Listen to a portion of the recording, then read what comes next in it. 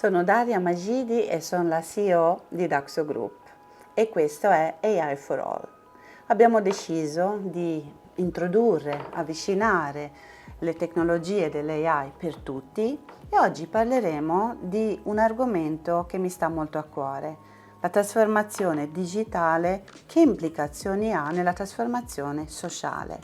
Sappiamo che ogni volta che c'è una rivoluzione industriale, basti pensare alla prima rivoluzione industriale, ci sono delle conseguenze sociali, quindi si creano dei vantaggi importanti per una parte della popolazione e degli svantaggi importanti per altri.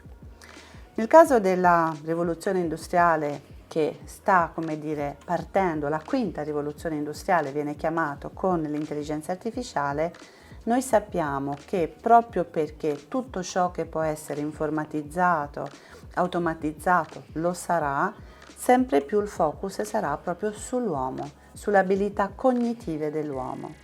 Ma quei lavori che sono ripetitivi, che sono a basso valore, semplicemente spariranno.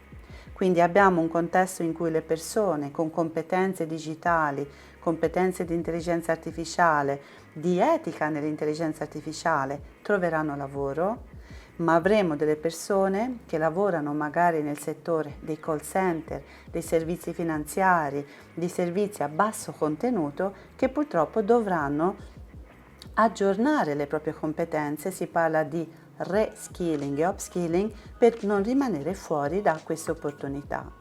È chiaro che questi sistemi stanno creando e amplificando le criticità della cosiddetta digital divide. Sappiamo che in questo momento soltanto una piccola parte del mondo di fatto ha accesso all'intelligenza artificiale e sappiamo anche che soltanto 2/3 della popolazione mondiale addirittura accede ad internet.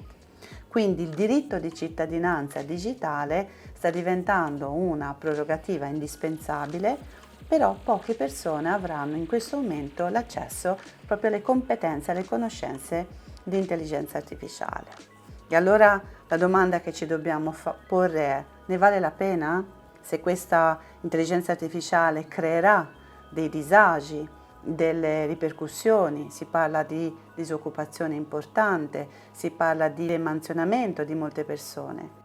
Sono un ottimista e penso che sì, ne vale la pena, perché l'intelligenza artificiale, ad esempio, a disposizione della medicina, mi permette completamente di rivoluzionare la medicina e di avere accesso a diagnosi, terapie completamente innovative e personalizzate. Mi permette nell'educazione di poter scorciare magari per quelle persone che hanno criticità nell'apprendimento e creare dei contenuti ad persona, nel mondo dei servizi, ad esempio educativi, piuttosto che nell'environment, nell'ambiente. Sono tantissimi i modelli che l'intelligenza artificiale può creare per migliorare la nostra vita. Ma dobbiamo avere consapevolezza che questi sistemi sicuramente rivoluzioneranno il mondo del lavoro, creando grandi opportunità per chi ha le competenze e magari delle criticità per delle persone che fanno lavori a basso valore. E purtroppo in questo momento storico, l'abbiamo visto, le donne non scelgono gli studi che portano verso queste professioni e paradossalmente i lavori tipicamente femminili sono proprio quelli che moriranno.